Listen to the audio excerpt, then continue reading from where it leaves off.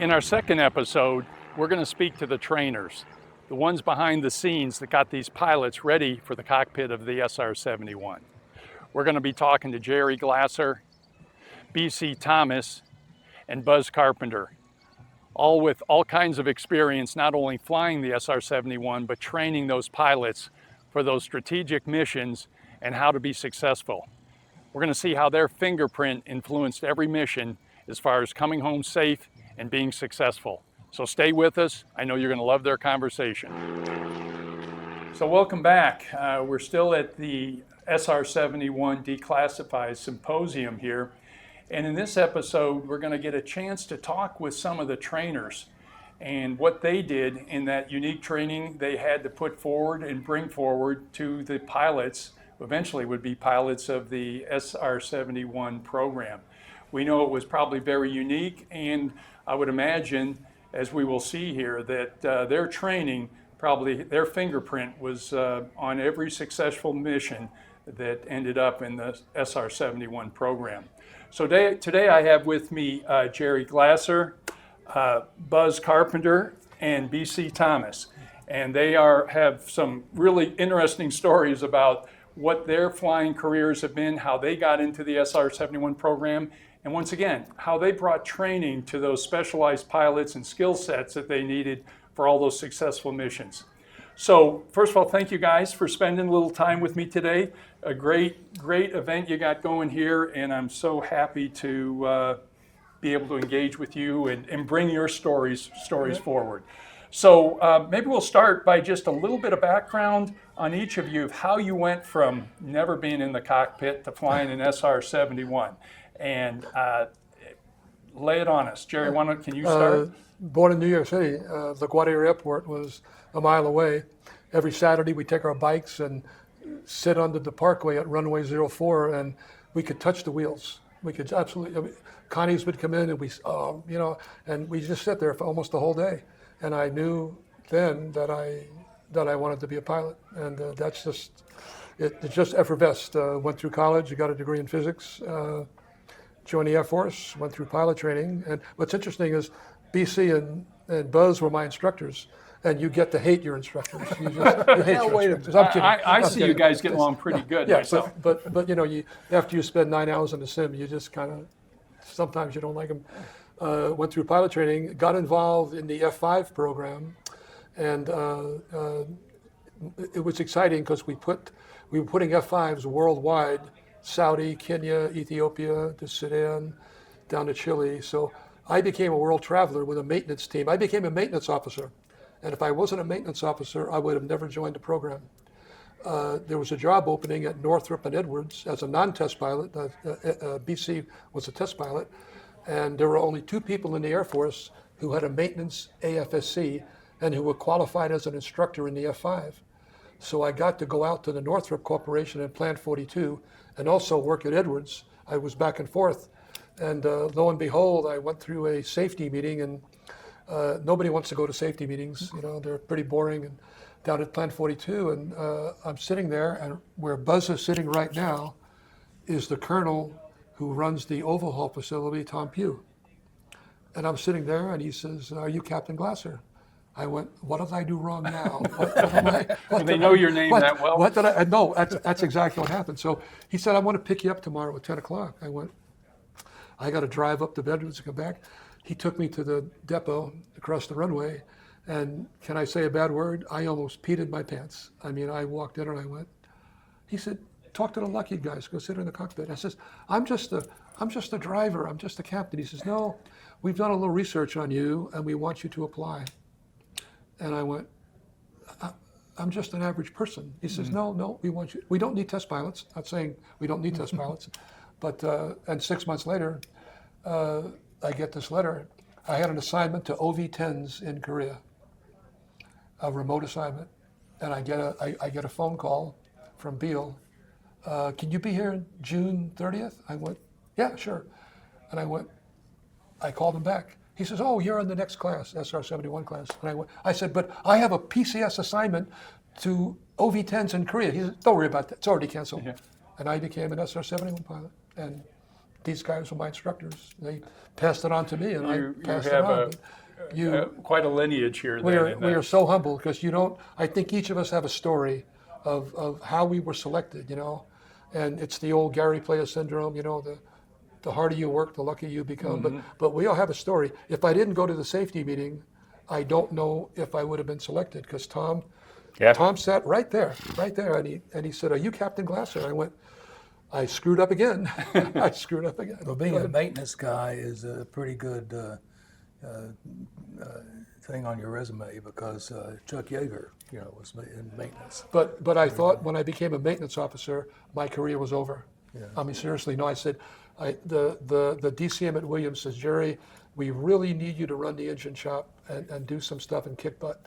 I went, I know my flying career is over, and little did I know that without that point, I would have never gotten to Edwards and Palmdale, never. But I said, I'll never fly again. That was the beginning of the beginning. So that's me. That's me. Strange course of events that got you there, and look where you're at Look today. where I am. Life's best journeys are sometimes unexpected. Unexpected and unplanned. journeys. Happenstance. Yeah. That's Just right, you sir. haven't been That's at the right, right sir. place at the right time. Yep. So, Buzz, you're going to tell us what he did wrong and right then, right now. I mean, get to the I'll get cut to him the a little- details. I'll cut him and a I'm little slack BC, you for- save a few too. I grew up in an aviation family. My dad was an aeronautical engineer, my godfather and an uncle. And I saw an advertisement in a movie theater, used to have Movie Tone, the dedication of the Air Force Academy. And I said, that's where I wanted to go. Took me a while to get there and graduated from the Air Force Academy, went to pilot training. I wanted to fly a fighter, and there were no fighters available unless you wanted to be in the back seat of an F-4. And I said, no, I'm not going to do that. So I selected to fly 141s, and I ended up in a special mission squadron that had 28 lieutenant colonels. It was really an interesting squadron. But the dream of someday flying a fighter-type airplane didn't leave me. At that time, there was a program in the Air Force called, I can't remember what it was called, but you could volunteer to go to Vietnam, and they would try to put you in the airplane that you'd asked for. Otherwise, as a co-pilot coming out of 141, you were going to be sent to Vietnam in a helicopter in 01 at 1 year. That's what's happened to co-pilots. So I'm there. I'm a volunteer. 1 year comes, and there's three of us that came in at the same time, co-pilots, and all of a sudden, two co-pilots have orders, and the squadron commander calls me in and says, why aren't you leaving? You're the only volunteer I have in this squadron. And I said, I kidded him. I said, well, because our military professional people said they won't move me until I confess why I volunteered. As a joke. Well, we were flying tremendous hours moving airlift, and it was really teaching me how to fly worldwide. And he called me a month later and says, hey, how'd you like to become an aircraft commander? I said, yes. So I become one of the first lieutenant aircraft commanders in the military airlift command. And I actually take missions out worldwide as a lieutenant. Well, one of those quirks of the system, all of a sudden the personnel people say, oh, wait a minute, he's not a co-pilot. He's an aircraft commander. And he's a lieutenant. He's a lieutenant. He is eligible for any of our fighters. So after a couple of months, they called me and just profusely apologized and said, we don't have a fighter, but we have to move you. But will you accept an RF-4? And I had no clue what an RF-4 did. But I said, in the name, there's an F-4, so it can't be all bad. Right. That's how I got in reconnaissance. So I go to Southeast Asia. I work for then Colonel Jerry O'Malley. Oh, wow. And he flew the first operational mission in the SR-71. And he takes me aside and he says, you know, Buzz, you're the kind of guy I want in the program. And when I leave Southeast Asia, I'm going to become the wing commander for the SR-71. And here's my offer to you. I'm not going to tell them to hire you. What I'm going to tell them is if you meet the requirements, to take a look at you. Because I think you're the kind we want. But you're too young. because you need 2,000 hours. So he took my 1,200 plus hours in the 141 and said, you got 600 hours in my book because you were a co-pilot. So I stayed in the RF-4. I flew every mission you opportunity could. I could. And long story short, 3 years at Okinawa with the SR across the way. I did that purposely. I get a Twix. I come back. I had the physical, the interviews. 6 months later, I get a message, a telegram. Christmas of '74, July of '75, you're going to come to the SR program. And so I come there, much like everybody. Let's go through the training. Some of the trainers are here. Matter of fact, Al Jers was one of my instructors. Matter of fact, I think he may have given me my check ride for qualifying me. I left there and went to the Pentagon, and then from the Pentagon, I got a fighter squadron. I got that fighter squadron I wanted came out of the Pentagon. Okay. And so I had a very remarkably varied career. And then later on, I came out of staff, went back to Beale, and flew a combination of the T-38 and the U-2. My last flight in the Air Force was taking a U-2 in the trainer, because I was never qualified in the U-2, to 70,000 feet, and saying, Air Force, thank you very much for an absolutely wonderful career. Wow. Once again, some relationships and unique Exactly right. circumstances that you probably couldn't have lined that up if you wanted to. And then I knew he was in the backseat of the B model. Yeah, and I do want to talk about the trainer, the simulator, because I heard a little bit more about that. But When you get to that, I think that's an important aspect. yeah, Torture. Because I didn't quite understand that, but not to steal that thunder. Yeah. But BC, because I know I understand that you tell start your journey, you actually have flown all three of the spy.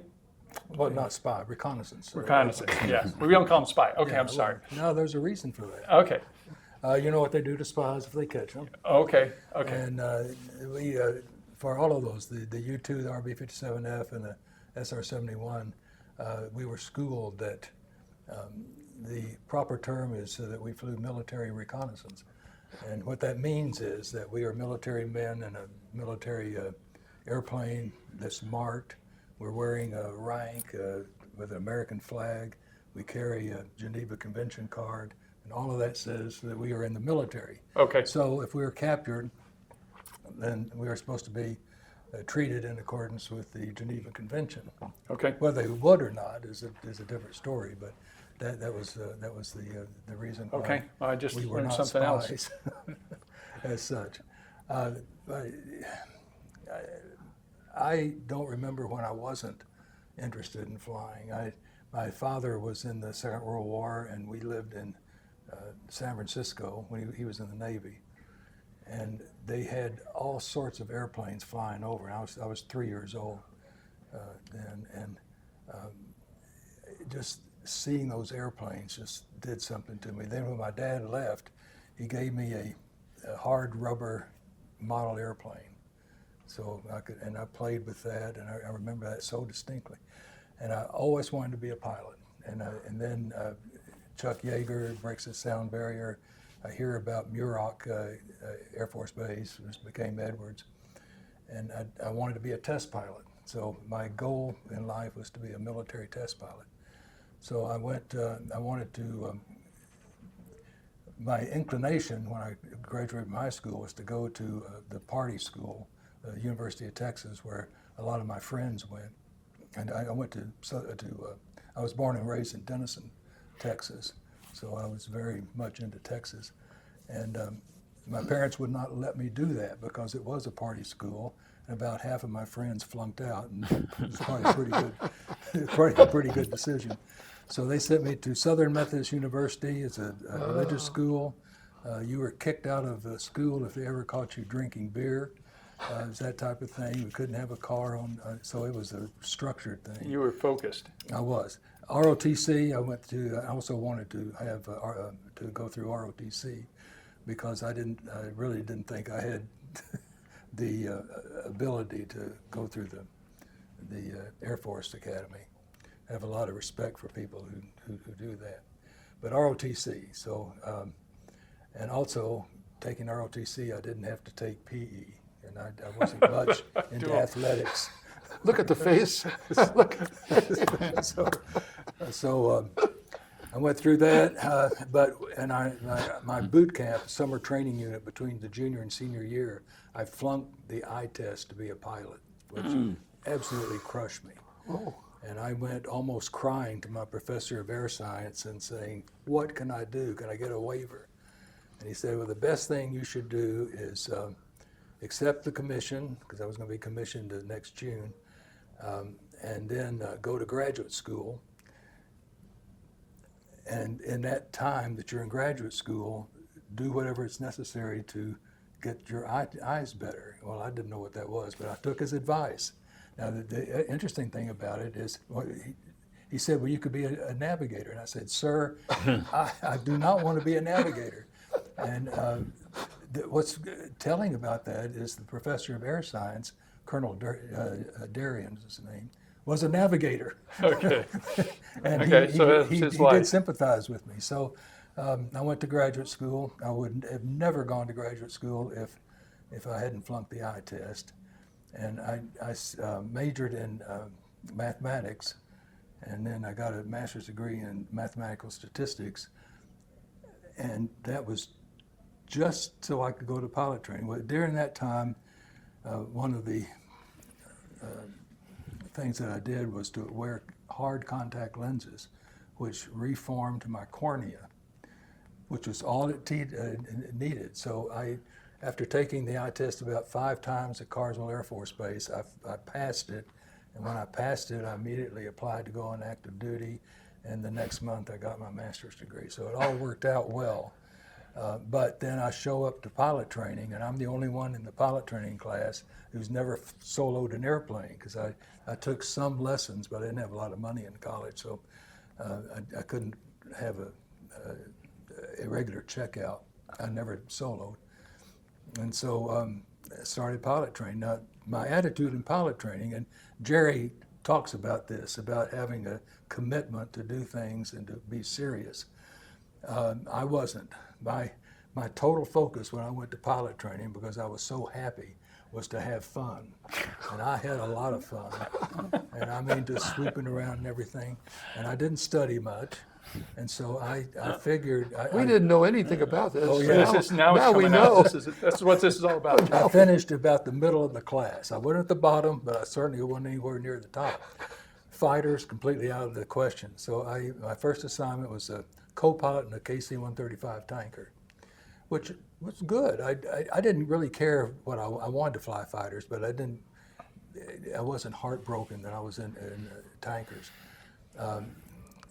The aircraft commander I had was a captain, Don Cochran was his name, and he was a really great guy. He was a good pilot.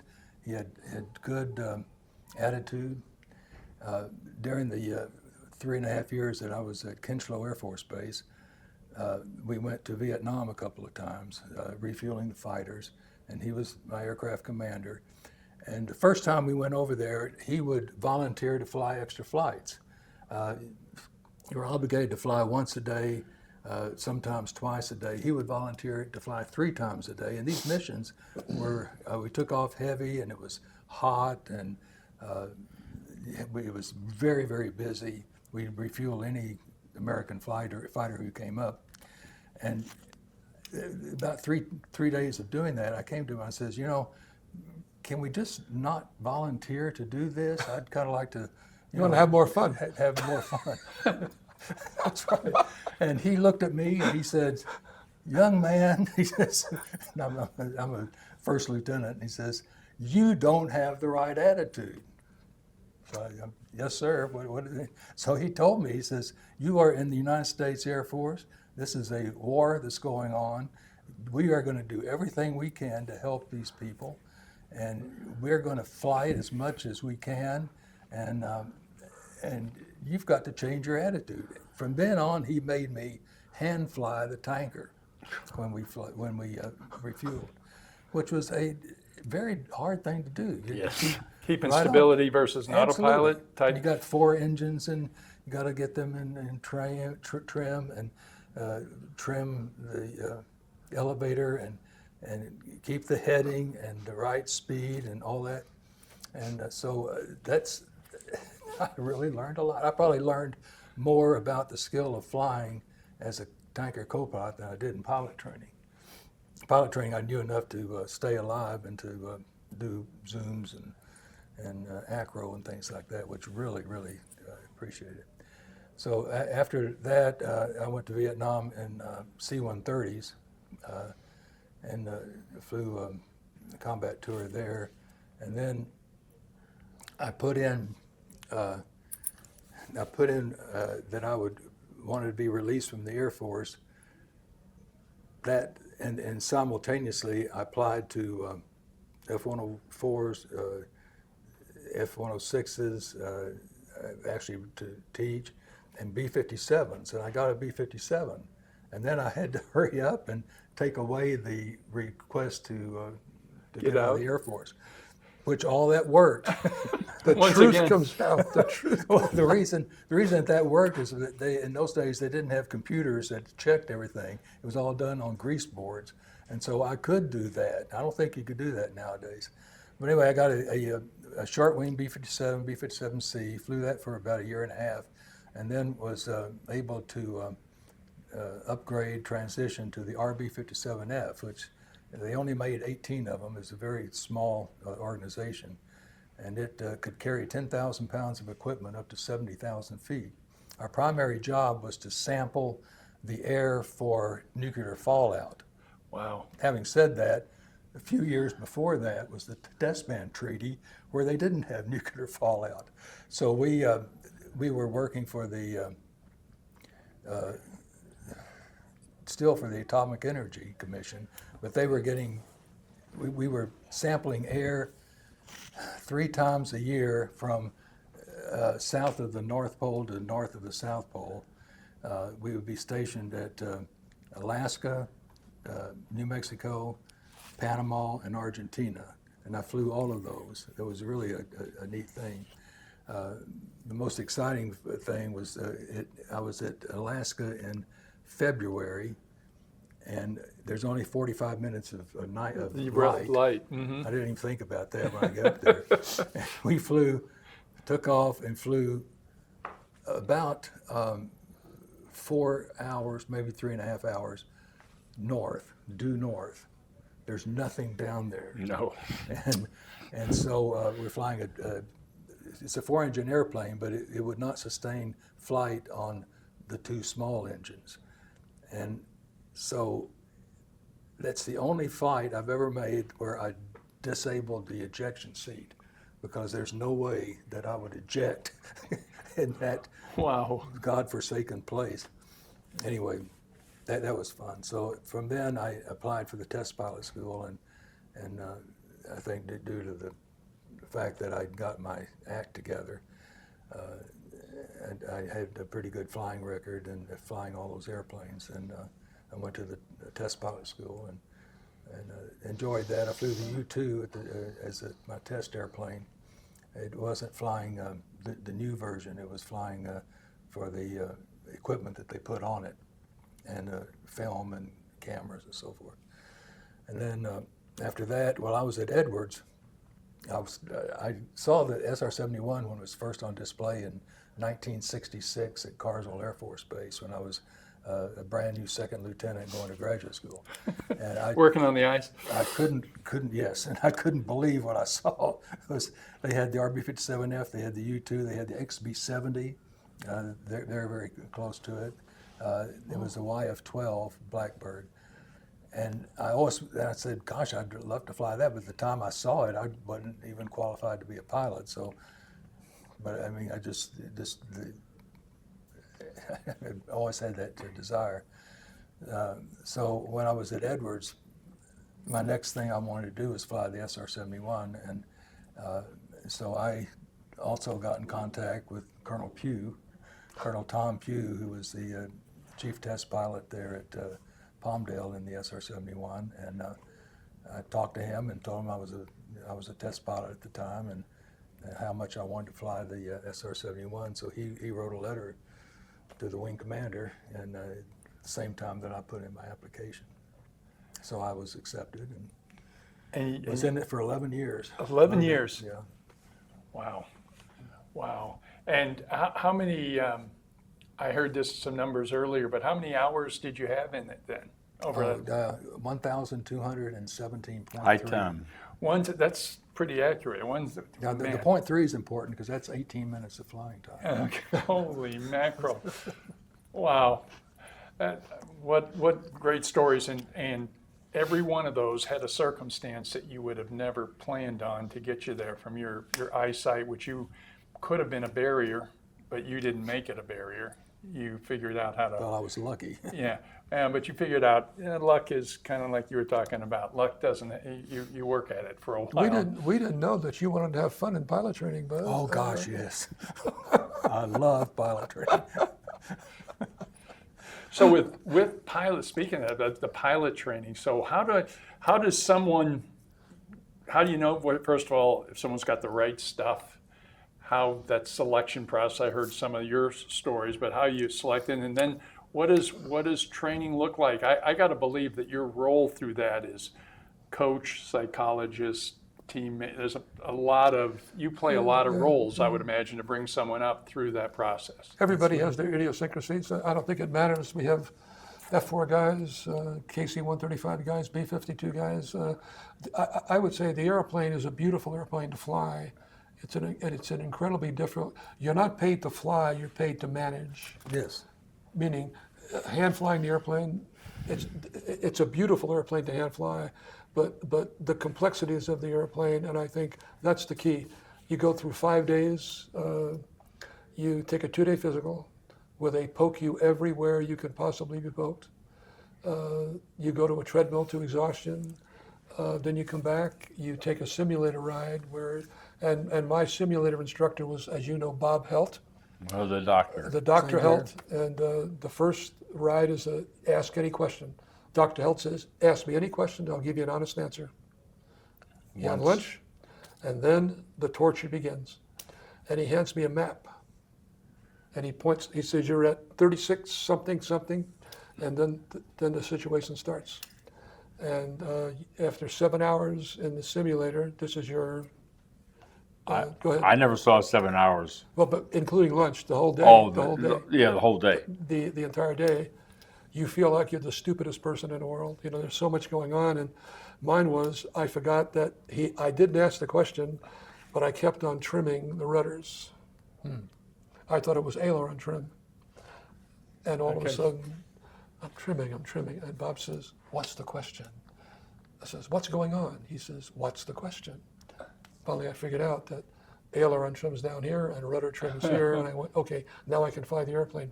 But then you get 2 rides in the 38 with somebody like yourselves, and to see what you can do, and then you're beating the crew. But it's a 5-day challenge. Yeah. I said when I walked out, I flew back to Palmdale, and I said, you know, I'm a captain. I gave my best effort, but there's no way. I mean, I said I gave him my best shot, you know, and.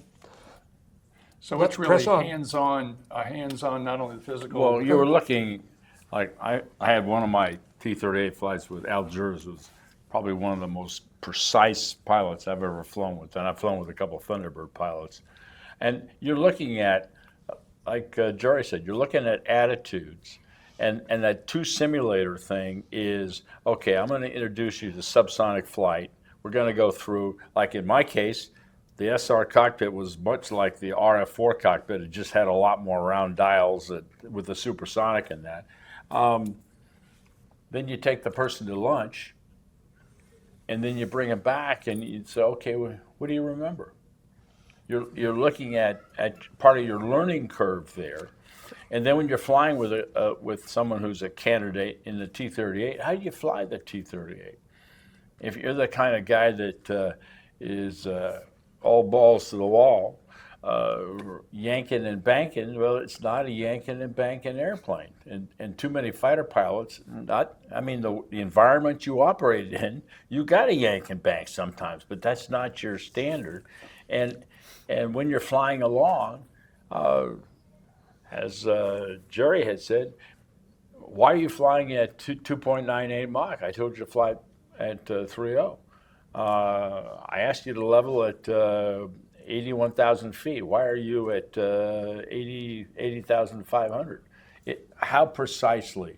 Because part of the magic of this airplane, to make it really work, you have to make the airplane do what it's supposed to do, and it's up to you to have the discipline and take the initiative. If you're the kind of person that gets up there and whatever airplane you came from, well, okay, we're at level off, I put the autopilot on, now I can take out the book, or whatever. You're not the person for the SR program. Yeah. And that comes through pretty quickly. Plus, I don't know for you guys, because of your background partly at Edwards, I had never seen a computer simulator. All our programs, including the 141, were called part task trainers. So there's somebody out in the console, you gotta fire. Where? And they turn the light on, or they do this or do that. Bang the side of the cockpit of my RF4, in the simulator. But nothing where John Murphy was my backseater, and we got slipped because there was a pilot that they wanted to put in because he was running out. He had to go into training before a certain birthday. So we got slipped. So we would call down and to the simulator folks and says, anybody use the simulator tonight? No. So John and I would go down there, and the SR simulator would reward you positively if you're doing what you're supposed to, but it would hammer you negative because it flew exactly like, no visual, but it flew exactly like the airplane. I probably had 150 hours in the simulator. You get as much as you can before I ever had my first lesson, quote, with the doctor. Yeah, with Dr. Help. With Dr. Help. And that sounds like it fascinates, because all this fascinates me. It was quite some time ago. You were talking about how many years, and that technology, when you said that, you got electronics now, and even some of the stuff behind us here, it sounds like you guys were dealing, obviously with the best and the most advanced stuff. Lucky to build a simulator was on the leading edge. I'd never seen anything like that. No airplane that I'd ever flown had that kind of thing. And I was missing the visual. And we'll talk later about what that means when you're missing the visual, because it does affect the training. Mm-hmm. Okay, BC simulator trainer. Oh, well, yeah, the simulator. When guys would come out for the interview, and sometimes I would give them the simulator evaluation. I would really try to talk them out of being SR-71 pilots. And what do you mean by that? I would go into great detail about what Jerry was saying, that this airplane has to be flown very precisely. And a lot of pilots who want to have more fun than anything else like to have the freedom of moving the stick around and changing altitude and things like that, not being monitored all the time also, because everything we did in the SR-71 was recorded. I forgot how many parameters it recorded. 650. 650. I couldn't even nearly name them all. And voice recording also. So, the Stanoval, the evaluators can order up any time a printout of everything that was done. So we always had a check ride that we could administer, was just a paper check ride, looking to see along the route if everything was flown properly. Mm-hmm. So I would tell them that when you're flying at Mach 3, and we could fly Mach 3 up to Mach 3.2, 1 degree of pitch deviation will give you 3,000 foot per minute rate of climb or descent. Just 1 degree, and 1 degree is not much. Mm-hmm. And fighter pilots understand what 1 degree is, And so they have this mental image of, I'm going to have to be like this most of the time. And I think I dissuaded at least one candidate but just by telling them about being monitored and having to fly as precisely. Also, we had other people looking at us. If we got off track, the commander would know about it. And so we sometimes flew, like the Soviet Union, for instance. The Soviet Union claimed 100 miles as their territory from the shoreline out to 100 miles. The normal or the accepted boundary is 12 miles. And we flew at 12 and a half miles. So we only had Not much at that half speed. a mile leeway. Sometimes less. And if you're going 2,000 miles an hour, it doesn't take much to go a half a mile. In 1 second, you go 10 football fields. That's fast. So that kind of precision and also if we'd made a horrible mistake, like going into the Soviet Union and getting shot down or something, it'd be a national emergency. So you have a lot of potential there to really cause some harm, and even a slight deviation. I'll give you an example. We were flying from Biel to Murmansk and back in one flight, 10 and a half hours. And on one of those flights, I had a fuel or a oil leak after the fourth refueling. And I had to divert into Norway. It was the first time that the airplane had ever landed in continental Europe. Not that that's a big deal, but it was so unique at the time because it was the first that that message and that spy plane Reconnaissance. was plastered all over All over the papers, and we got calls. Front page news. Yeah, and the air attaché from the United States came in just to talk to us and see why we were there and everything. The wing commander at Bodo, the Norwegian general, had a backstory that he was a first lieutenant fighter pilot at it's pronounced Buda. It's spelled B-O-D-O with a line through it, Buda. He was a first lieutenant when Francis Gary Powers was shot down in the U-2.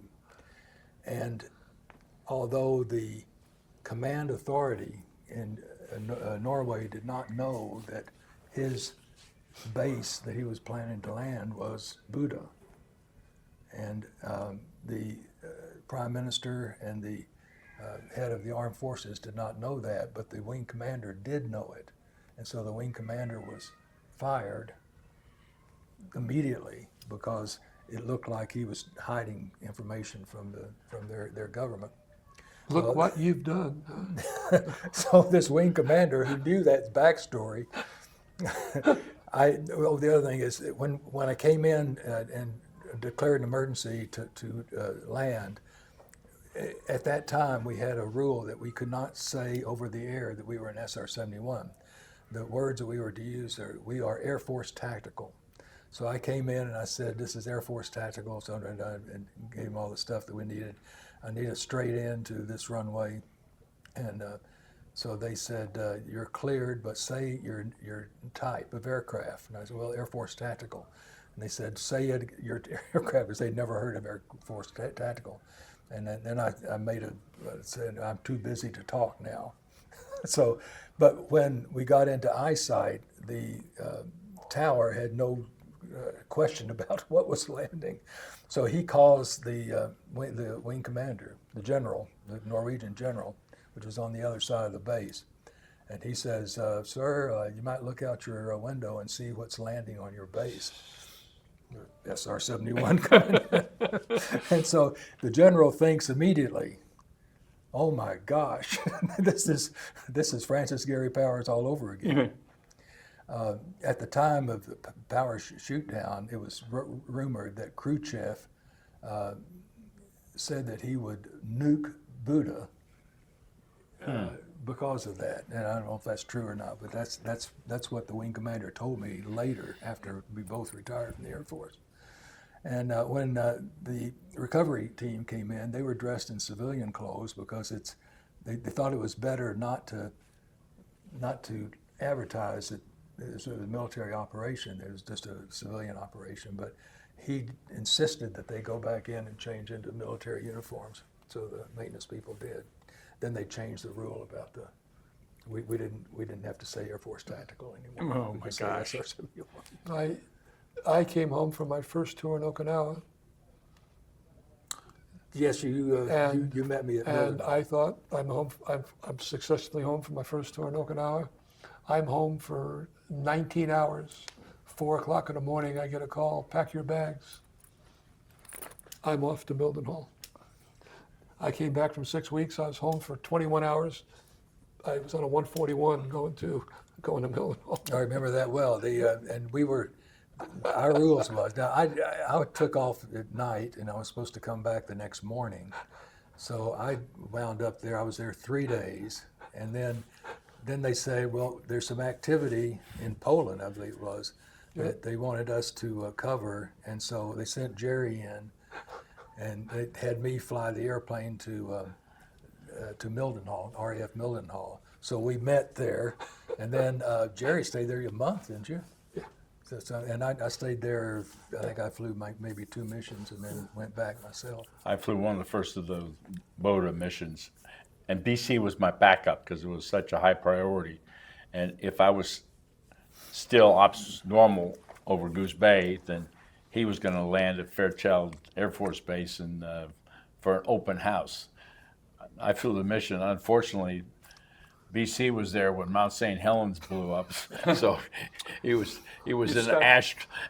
Oh, There's a picture of the SR-71 completely enclosed with plastic because there was material in the ash that would react with corrosive with titanium. the titanium. So I still remember seeing pictures when you did finally take off. There was Yes. You cleaned the runway. you cleaned the runway. Absolutely from, cleaned the runway. You know, get back to the training. I think one of the things that I hope that both BC and Jerry had the same thing. Your student, they passed. You know, they'd done all this emergency procedure. They learned about the simulator. They passed the check. They're ready for their first ride. Well, the first ride's going to be in the B model, and you're going to be in the back seat as the instructor pilot.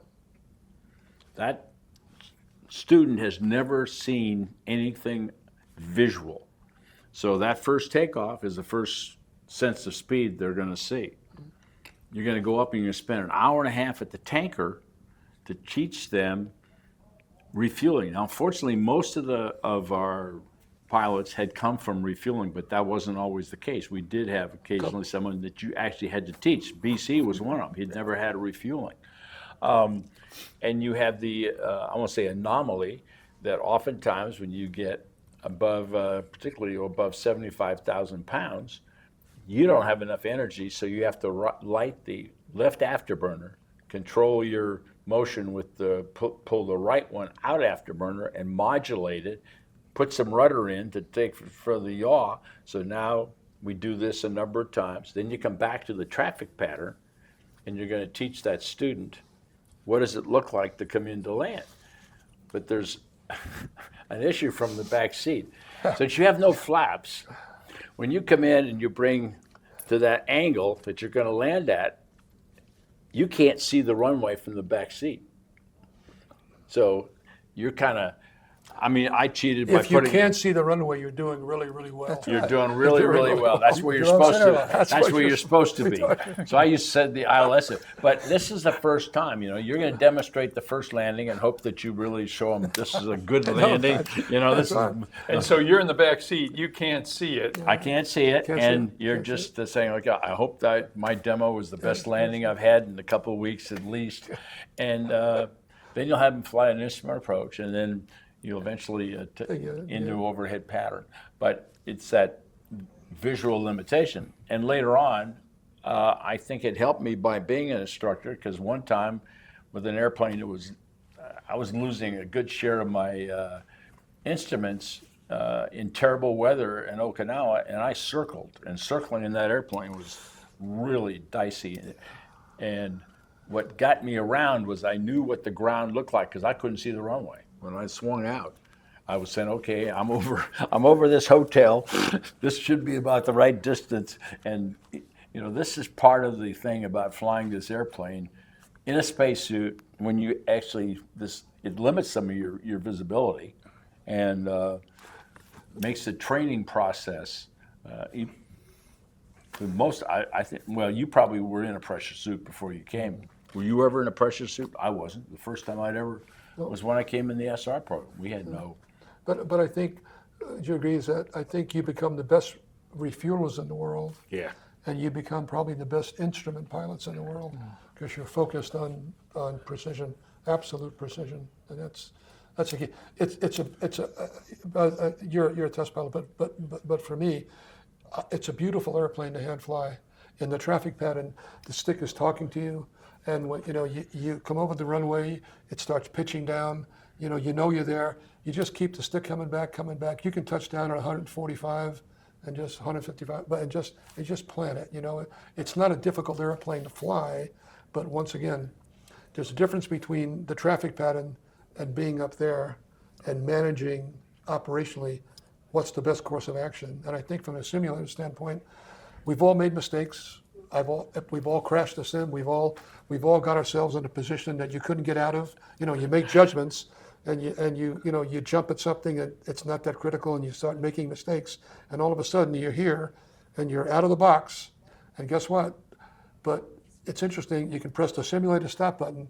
In my view, make the mistake once, learn real fast, and don't make that mistake again. That's it. You got to learn really, really fast. But also, and dovetailing on what Jerry's saying, I would say, I don't know what the percentage would be, probably 30, maybe 40%. When you're in the simulator, you're going to crash because that instructor particularly is going to give you this challenge. Okay, how are you dealing with it? This challenge, how are you dealing with it?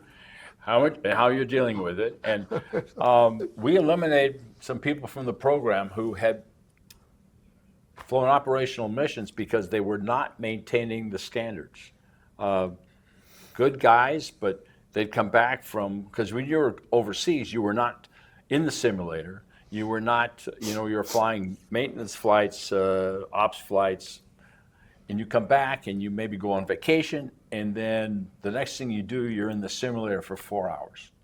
And we're going to throw you all kinds of these emergencies. How are you reacting to it? And I know of a couple guys one case, it was they put him back into kind of short retraining, and when he came back from the next tour, he wasn't any better than the first time. The second guy was at my bar. It shouldn't surprise you. We all had bars at Okinawa. He'd flown a mission that day, and Rich Graham and I, another pilot author, a great guy, and he looked at us and he says, "The airplane's scaring me."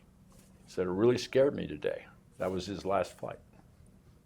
There are no freebies. There are no freebies. There are no freebies. We asked him to say it again because the two of us looked at him and said, "We didn't hear what you said."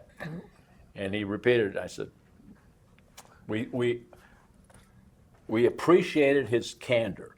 If the airplane was scaring him, we did not want him in the airplane. Mm-hmm. The risk of like BC said, the type of missions you flew that were so sensitive. He'd just been flying in the Korean DMZ that day. That's not who you want. You want to lose an airplane, you don't want to lose a life. Mm-hmm. So he was sent back. There wasn't a big black X put on his forehead. He was just moved on to something else. Yeah. Yeah, because I was wondering how probably not everybody moves forward or becomes an SR-71 pilot, and either through like you said, through the simulation training or maybe the actual real world stuff. What would you guys say? Didn't we probably eliminate one either pilot or nav every year going through the simulator? I mean, I can name a handful of guys that. Yeah. The guy before, the gentleman before me, and Bob Crowder came to me and grabbed me and said, "Don't you be next." Bob Crowder came in.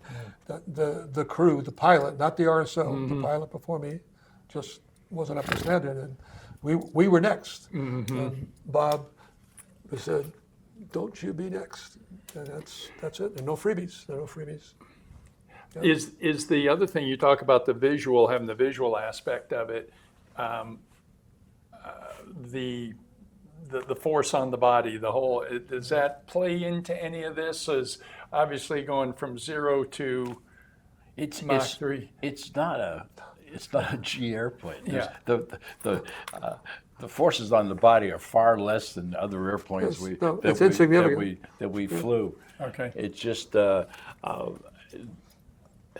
on takeoff, you've got no more than 20 seconds to make sure everything is okay. Matter of fact, you probably have no more than, I would say, 7 to 10 seconds at most, because you don't want to abort really at a high speed if you don't have to. So it's the whole thinking and working process, and calling what we call the triangulation that you learn. You really learn how the airplane was built and what can you deal with. So you're flying along, and all of a sudden one of your hydraulic gauges starts this, and you go, okay, is this an abort item? Well, then you kind of go, in your thought process, go, okay, if that hydraulic gauge is doing that, and it's really it's surging, then other things should be taking place. It's a symptom of something. It's a symptom, and you do a triangulation. Maybe I have a bad transmitter, maybe this gauge is bad, but obviously the hydraulic system is producing what it's supposed to be. And then you have the question of, where are you? Is this something that I should abort at this point, or is the seriousness of the... And one thing I was going to bring up that is different, pilots of the SR-71, we operated under a different set of rules when it came to landing. Any other Air Force pilot, when you hear that the base that you were going to go to is below minimums, you are automatically, you have to divert to an alternate base. I've landed at closed airfields or below minimum airfields, and I bet both BC and Jerry have.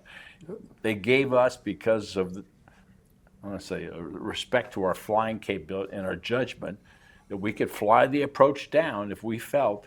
In one case, the airfield was completely closed, but we had a presidential mission coming up at Mildenhall in 2 days. They'd already told me to go to Spain, and I said, well, if I go to Spain, we're going to get an upset White House, because the mission that they wanted was not going to take place. So I landed, and they forgot to tell the Mildenhall Tower that you were coming? Yeah, they said, you can't be here, we're closed. I said, no, I'm on your runway. It's in the middle of the night, and a lightning strike had knocked out the ILS that day, so I'm using the British radar approach, which they were very good, as you guys know. Well, we became the best instrument pilots in the world. Yeah. Yeah. How does, and I spoke with some of the other colleagues about this, but maybe it's not a training direct, but I'm curious how your flying the SR-71 impacted your families, or that side of the equation, the family side, and what that did or didn't do. I'm just wondering, because I got to believe you were in some probably pretty stressful situations, and being away and one thing and another. It have its challenges? I was away 217 days the first year. That's a lot. I came back. I had my 6 weeks at Okinawa, and then I was home for 21 hours. I was at Mildenhall for 6 weeks, came back for 4 weeks, went back to Okinawa because crew changes, just people being sick. But the first year was, you just got to hack it. And I think everybody knows, I think during the week of interviews, it's very clear that this is the drill. You're going to be 6 weeks, and 6 weeks home, and 6 weeks someplace else. And you just have to, understand that that's what's going to happen. That's it. I think with opening Mildenhall up, It really was, yeah. put that extra stress, because when I was in the program, Mildenhall was intermittent. And when Soviets were exercising, we'd fly over for a couple weeks, or the Queen's Silver Jubilee, we went over for. Yeah. But it was 6 weeks at Okinawa, supposedly 12 weeks home. It wasn't always 12 weeks home. could be a month over in Mildenhall, but it depends on what was happening. My worst year was 210 Well, days. we just popped up to 2 crews and 3 airplanes. Yeah, but we lost 3 pilots. And lost in accidents. Yeah. Matter of fact, Maury Rosenberg, who's here right now, and Jack Feth, who's already passed on, they were jogging because, we had a physical for every flight, and some Yahoo in Yuba City ran the 2 of them down. We lost 3 pilots in a month. 2 of them being run down. The 3rd one was a guy who didn't get promoted below the zone and said, screw it. And we didn't realize at the time that we couldn't hold him. They hadn't signed the paperwork, so when you enter the training, you have to commit to the Air Force. So I think, was it 3 years? 3 years. Something like that. They were ready to kill him because he was already flying, as I remember. Yeah, and just... Yeah. There was a perception on some people that if you became an SR pilot, you were automatically going to be a below the zone type of a person to move on, and that happened. We had more than our fair share. But it wasn't a given. Wasn't a given. Wasn't a given. Wasn't a given. And we had generals that came out. There were people that flew with us that went on to become 2- and 3-star generals. So it's. But BC, you've got BC. I told you this. BC landed the 727 at Meigs Field. I think that was an impressive landing, BC. Well, thank that was you. a good training exercise. I tell you. No, seriously, that was a great training exercise. Yeah, that is a little postage stamp. Well, you've had a blessed career. I mean, Well, I made a mistake, and that was that it was a gusty wind. I should not have knocked the 10 knots off. okay. But Now, having said that, no one could have stopped that airplane shorter than I did. no, that was in fact during the panels. I have this when you're on a panel. I have it in my computer. When he comes out with his suit, he looked a lot different. He didn't dye his hair. And he's got his dark glasses on. And the interviewer says, "Oh well, when's the last time you made a flyby in the 727 and I made a short field landing?" And your answer was, "We've never what? Go ahead. I've never done it. We've never done this before. We've never done it before." Well, you guys are the first time for He everything. was so cool. He has his dark glasses on, his black tie. Just plays. Well, I guess if you're a test pilot, you need to have kind of. Now wait a minute. Yeah. I think something you'd put in. Training never ended. Yeah. No, yeah. We were constantly trying to up our game, but we were trying to up our game as a collective. Yeah. When we came back from a mission, we would talk among ourselves. Okay, was there anything unique that happened today? Was there anything I needed? Was there something about this airplane that I'm starting to see some kind of a trend that may not show up on a recorder, which gave the success? Because when we launched, I think the statistic was on operational missions, 95% of the time, the aircraft performed the way it was supposed to perform because of the discipline, not only of the crews, but the people on the ground, looking at things to make sure that they provided to us, as you said, on a loan, the finest airplane that we could, and that we could then fly it because of our training and overcome those small anomalies that are going to happen in a flight, and come back and say, hey guys, this happened, but I was able to do this, this, and that. Every airplane was slightly different. We had the Black Book. We had the last 4 sorties. You could go in, everybody when you came down, besides the 781 debrief, you wrote something about the airplane, idiosyncrasies. It smelled different, the inlet rumbled at 2.6 or something. So every airplane, not every, but most were slightly different, and the Black Book was kind of important to review that before you flew the airplane. I mean, it was important. Yeah. Yeah, someone was mentioning earlier that the planes actually, by the time they got to retirement, were almost in better shape than when they were built because all modifications and things that went on. It was a continuous improvement process, it sounded like. You would come up with The thing that you said something. about training, but we were self-regulating. And that's very important because when you came back, you knew you were going to go through some simulators and be challenged again because just you were, and that's it. And I think when SAC came, you know, these guys had never seen the airplane, never flown the airplane, and this is the SAC evaluation team, and you know, in a simulator. But I think for us, self-regulation has its own responsibility. Meaning you can be self-regulating and screw up, just make it go by the books, and that was not the case. I mean, when instructors, you toe the line.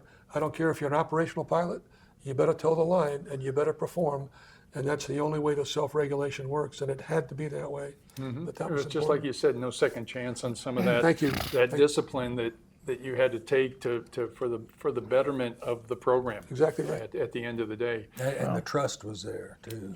The whole unit, the whole organization was infused with the importance of the mission. And it's not just because people are looking at you, but it was a mission that we all knew was important to our national security. And we were doing the things right at the tip of the spear. Going right into, within 12 and a half miles of the Soviet Union, within China and Cuba. We overflew Cuba. It was a no-nonsense organization, and we told each other the truth. That's the other thing. There wasn't any. There's no BSing at the debrief. No. And we've never. Have you ever pre-flight an SR-71? Well, I'm saying, I think you know what I'm getting. No. Yeah. No. When the 19-year-old crew chief comes in and says, "Sir, the bird is ready," guess what? I'm not walking out checking if the screw is on the inlet. The bird is ready. The bird is ready. That's the other thing that I take away not only from our conversation on this topic, but talking with some of the pilots and others here, how the team. So there's trust, the teamwork. This operation did not happen just because of one group. I mean, everyone played a role in the success, and there wasn't any. Just the short period of time we spent together, there's no bragging rights on I did more than you or something. What happened is when the plane took off safely, the plane accomplished the mission. You came back with the data you needed and landed. That's everybody got some credit for that because there's a lot of Robbie people Butterfield, behind the like scenes. you're going to meet Robbie in the wheelchair. He was the maintenance director at Millenhall, and guess what? You told the line. That was it. But you also see measures of merit. During the time period that we were in the program, we had 2 of our crews that won the Culligan Award. That's the top safety award in the United States Air Force. Dave Peters and Ed Bethard landed an airplane with both engines stopped. Now, the last engine stopped about 12 seconds or 15 seconds. No, it actually was, it was in the air, about 50 feet, but there was enough momentum. And Bob Helt, the doctor, got one too, and I can't remember the circumstances, but it reflects again the training and everything that they would try. And I think from the last reunion, the description of what Don Watkins went through to save that airplane, and Bobby Bowles in and Okinawa, Robert Bowles, absolutely incredible. That being able to figure out what do I have, what can I do, and land an airplane that was we not were marginal, but marginal. We were not inclined to eject from these airplanes unless we had really gotten to the point that it was an absolute court of last resort. There was nothing more that you could do. And that's when you left. And my wife, you asked about the family. Probably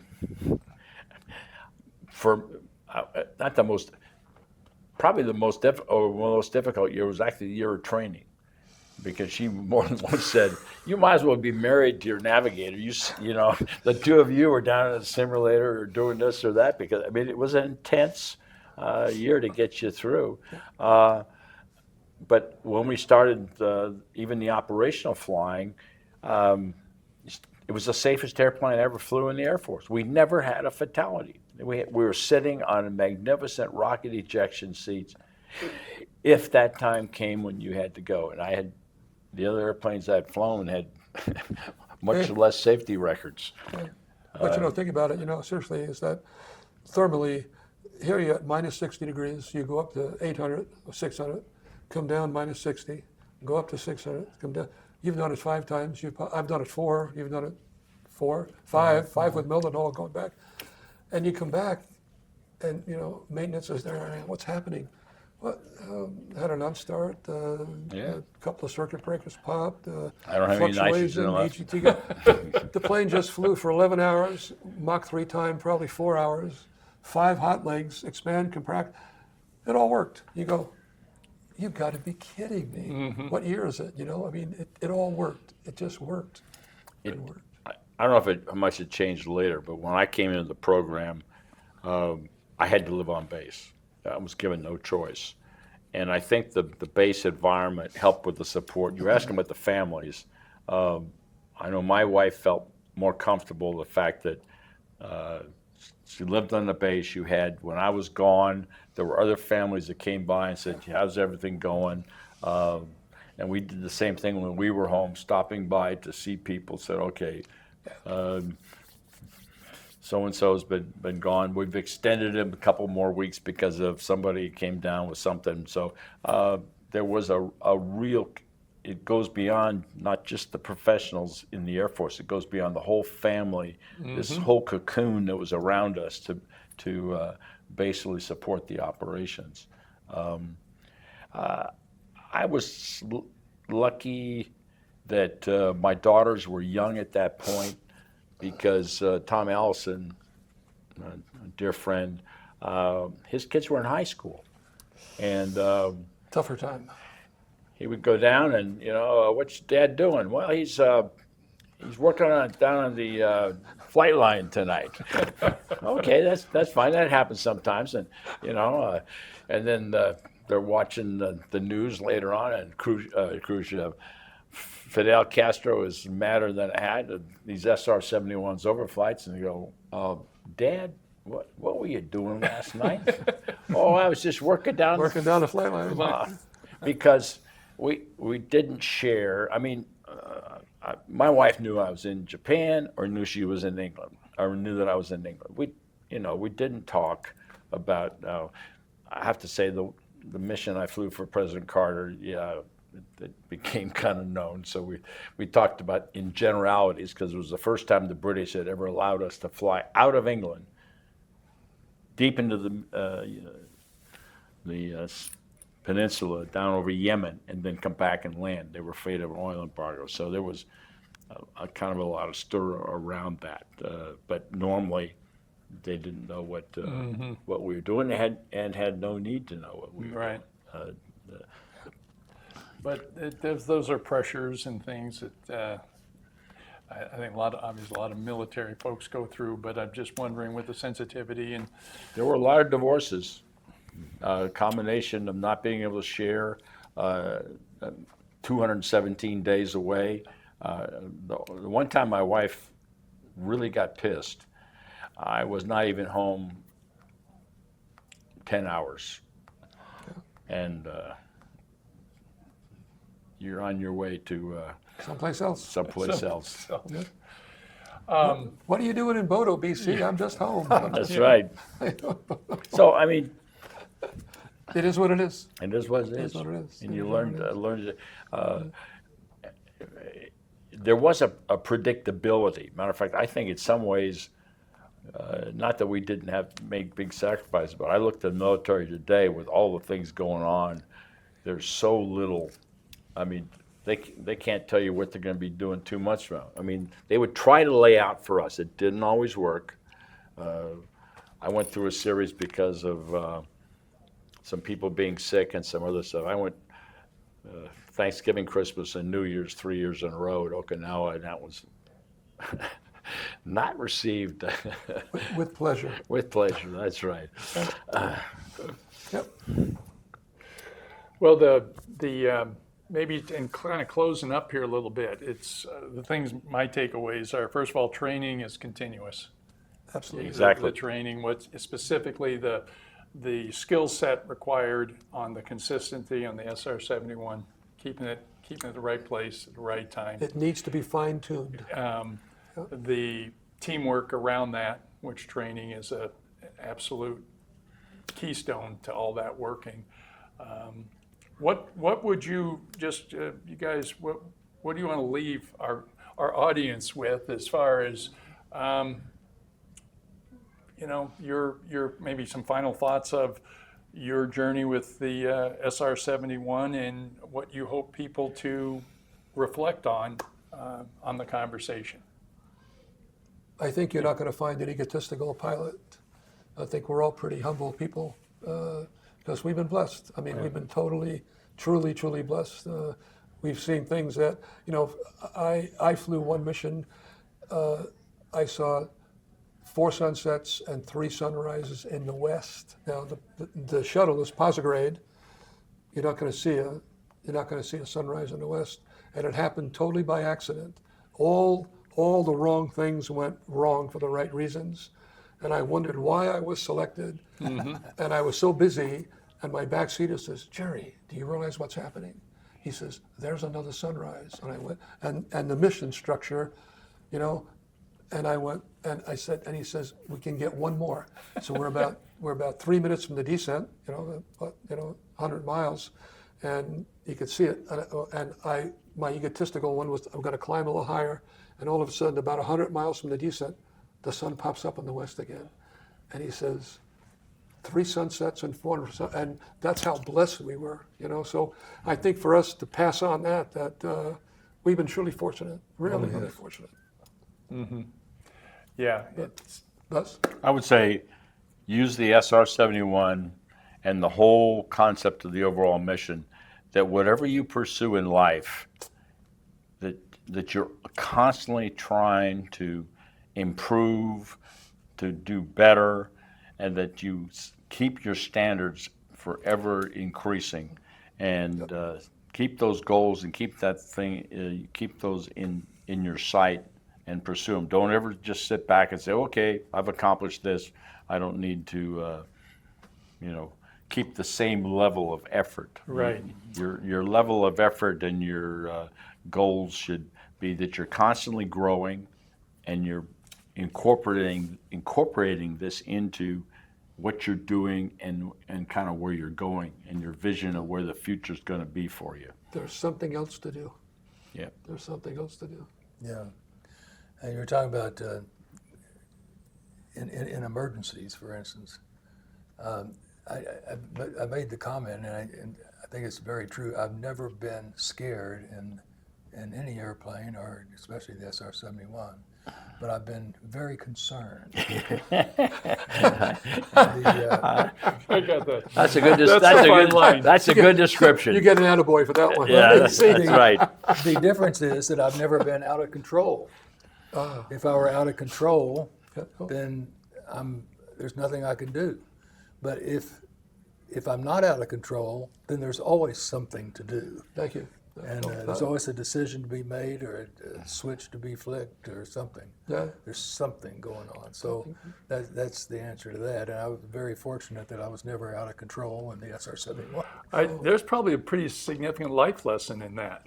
Don't get out of control, and you can probably do pretty well. The other thing I want to say is that the camaraderie is real. Don't you see the 3 of us here? I think you sensed it during the meetings. It's just flowing out the door. Some of the people we haven't seen in years, hugs. That's the way it is. It's real. That's the feeling. It's very distinct personalities, but unlike, if, for instance, if you were a stockbroker and the stockbroker next to you didn't do his job properly, so what? If these guys didn't do their job properly, it could kill me. When we flew the SR-71, we had one crew that would do the cockpit pre-flight for us. So when we get in with our pressure suit, we're ready to start engines. So and I think it was. Did you fly an emergency T-38? To hook up, I think, with Dave Peters one time? No, that wasn't me. Oh, okay.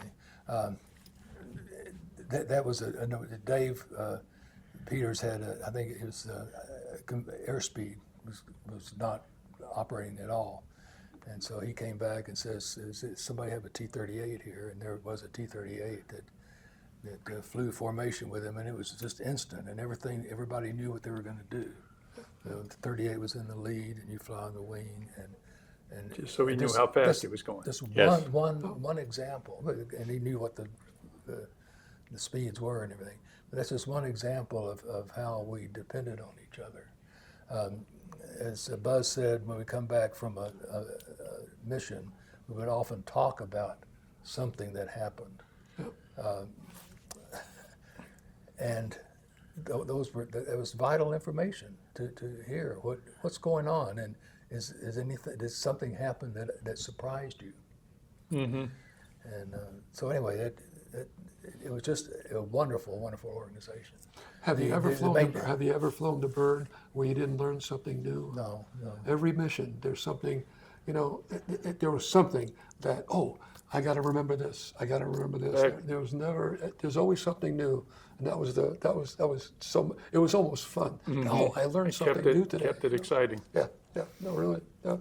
We didn't really talk much about the coordination between the pilot and the RSO, but I like to say that the pilot, my job is to do this, fly the airplane nice and steady, and know where I'm going and when I'm going to turn and how much bank and all that. The guy in the back talks on the radio, runs a checklist, makes any reports, operates the cameras, operates the defensive systems, and then has to sword fight with the pilot. See, I'm up here, I'm the guy in charge. I know I got a nice picture of what's going on, and I've got to convey that to him so that he can get the right checklist. Well, the other thing is he runs a checklist. So I'm flying, and I say he has to know where the checklist is, what is to be run. If I make a mistake, he's got to tell me that, Mm-hmm. and vice versa. And it's just a choreographed process that's why it took so long to fly the airplane. But it really worked well. And Yeah, well, we're very proud of Noel all that. actually talked about that relationship. And you're going to get Barry McKeon, who's an Yeah, RSO we talked too, about get that him, because I yeah. wasn't sure. I didn't Oh, know who oh. does what, but really that, and I think you talked about the leading the orchestra in the back there, how really important that was to you, even though you had the yeah. yoke. And was so- Jerry was right about flying. I'm not going to say it's easy to fly the airplane, but it's fine to fly the airplane. Okay. But your biggest thing is the management. That's the real key. Is given that you can fly the airplane, managing all of that with the scenarios, with where you are and where the good guys are and the bad guys, and where you can land and where you can't land. All of that stuff is. We've updated the fun facts, and I have it in the back, is that this is my view from a from an orchestra standpoint. The orchestra is doing it, and in comes the first violinist. But who's the last person? The conductor. And in my view, the RSO is the conductor. I'm the first violinist. The RSO is managing. He's directing. He's making sure. You don't want to both make the same mistake at the same time. But he is orchestrating the mission. Yeah. And that's the key. And I'm happy to be the first violinist and have him manage. Are we in DP-28 or DP-29? Oh no, we're back on DP-28. Thank you. I'm back in operation because you're so busy, and you totally depend on that guy in the back. Totally depend on him. When you're flying an operational mission, it's with your certified backseater. The center, you have to almost be thinking as one body. So if one of you don't pass the physical, the backup crew that would be checking the airplane would be stepping in. We don't, I'm going to borrow your RSO because my RSO is sick. Now, when we flew training missions in the States, very often you'd have a experienced RSO flying with a new pilot, or a experienced pilot flying with a brand new RSO. But when it came to operations, I know of only one or two circumstances that it was the criticality that we ever had a quote mixed crew That was the flying an relationship was operation. so important. Well, because things can happen so fast, and you've got to instinctively, the two of you, you're that fine orchestra. You're on the same beat. You know exactly what has to be done, and you can execute it so that bad things don't happen. Yeah. And there's not a lot of talking that goes on. No. You know.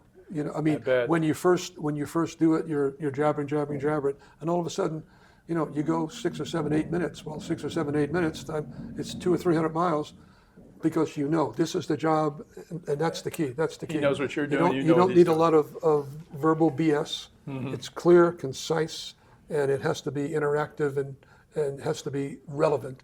There's no relevant BS being. That's the key, and that's what you're trained to do. Yeah. Trained to do.